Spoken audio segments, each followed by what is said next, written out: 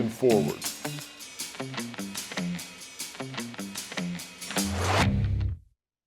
Welcome back from Thanksgiving break. This is East Media Studios. I'm your host, Drew Poe. Now let's get right into this week's announcements.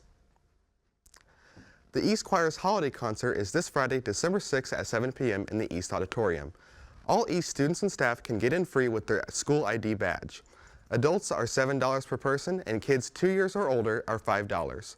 If you'd like to purchase tickets, they can be bought at the door or pre-purchased using this QR code. The East Jazz Band and Symphonic Band are also holding a holiday concert this Thursday, December 12th at 7 p.m. in the Robbins Auditorium.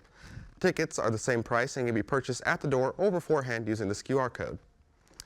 If you are interested in playing baseball this year and missed out yesterday's call-out meeting, please contact Coach Grotz in the room C311 for information on the upcoming season. Now we head over to East Media's Sydney Munn with the week's weather forecast. Thanks, Drew. This week will continue to be pretty chilly with a mild wind gust, and the weekend looks a bit frigid. Starting Friday, it will be partly cloudy with a high of 36 and a low of 20, with winds being around 10 to 20 miles per hour.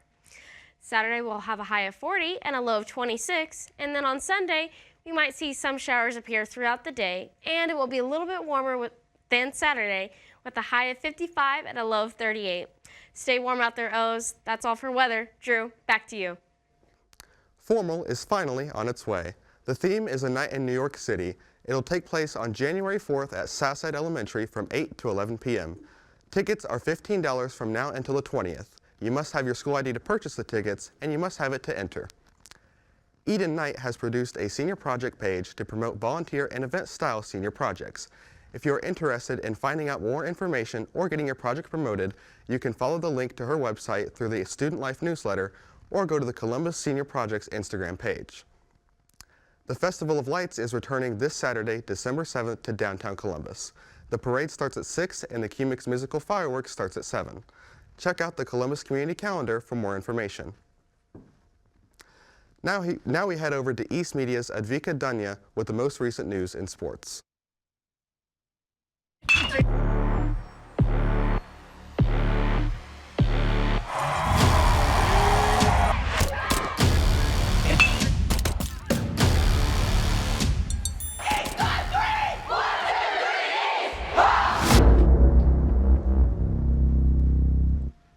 Thanks, Drew.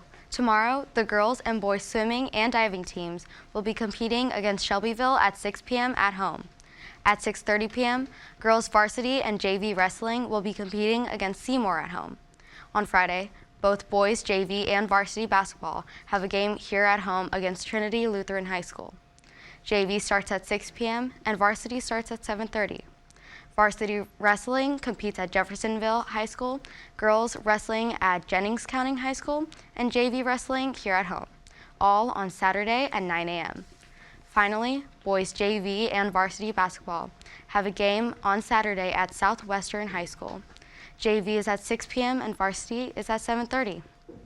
Good luck to all of our Olympian athletes. That's all we have for sports. Back to you, Drew. Now, let's head over to East Media's Camry Martinez with the most recent in news.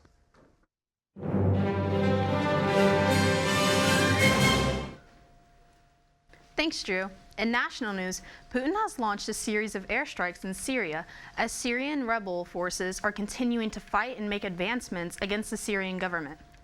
Rural parts of Syrian cities, Idlib and Hama, were the most affected after it was discovered that the group leading the rebel offense had taken control of these places.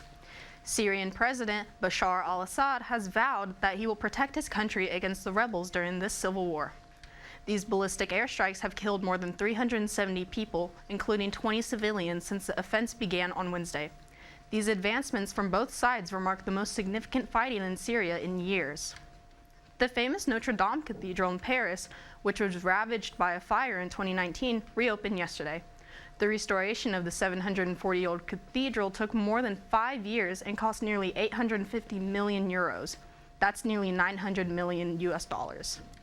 President-elect Donald Trump has stated that he will attend the reopening ceremonies in Paris this weekend.